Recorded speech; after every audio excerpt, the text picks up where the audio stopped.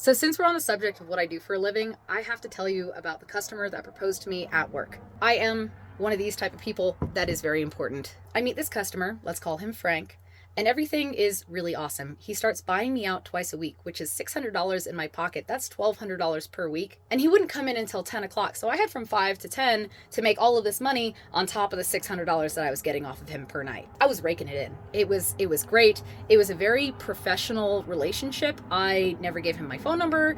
I never told him I was going to meet him outside of work, didn't give him my last name, and I definitely didn't tell him I was married at the time. So about 3 months go by, things are good. But they start to get a little bit creepier because he owns a tow truck and he starts driving it to work and half-heartedly threatening to tow my car home so that I would have no choice but to follow him home. In this time, my ex-husband and I start breaking up. I move in with a couple of friends of mine. My friend's husband starts bringing me to work so that I wouldn't have a car to tow home. And on the nights that he wasn't supposed to show up, that he did, and I drove here, I drove looking in my rear view the entire time because I was starting to get a little bit creeped out. It was soon after that he got it into his head somehow that I was going to meet his parents for the holidays. And I told him, Frank, I'm not that type of person. I am not meeting you outside of here. And then one day he comes in and he says my last name. I was upset. I didn't know how he got that. And then he tells me that he found out that I was married. I explained to him that I'm going through a very messy divorce, that I'm technically currently still married, but we're broken up, which was the truth. And then he comes in with a ring. I told him no. Obviously, I'm going to tell him no. Frank runs out of the room crying. I don't see him for about a month. He comes back. Everything seems okay. He hands me the ring and says, I want you to have this. And I said, hey, if this is a proposal, it's not going to happen. But if this is a gift, I can wear it and I'll play the part. We'll have this little fantasy that we go through. And sure enough, he was fine with it. Every time he would come in, I'd put it on and I'd be like, look, we're kind of married, thinking it was just a fantasy that he was living out.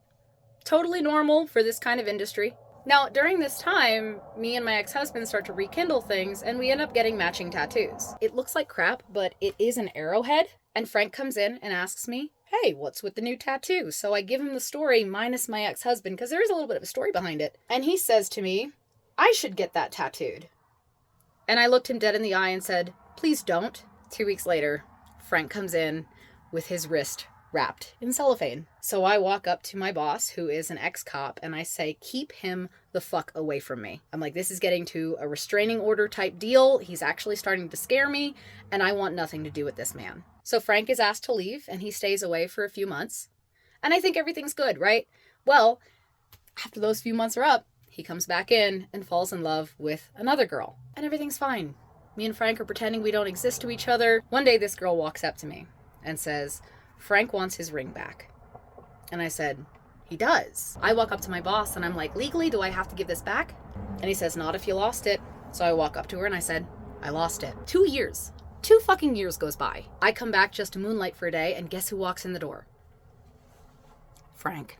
Frank walks through the door. I have no idea how he knew I was here. So I'm on stage, and I see him walk in, and I turn, and I give him the cold shoulder the entire time. I get back to the dressing room. My manager walks back with 2 shots in her hands and says, he didn't touch them. I said, I don't want them. She walks out, says, she doesn't want them. Please leave her alone. And he walks out the door. That was 5 years ago that I saw him. Fast forward, he's given her 2 kids and married her, and now I think he's left her for another spicy woman, and that's the story about the man who's walking around with a fucking arrowhead on his wrist.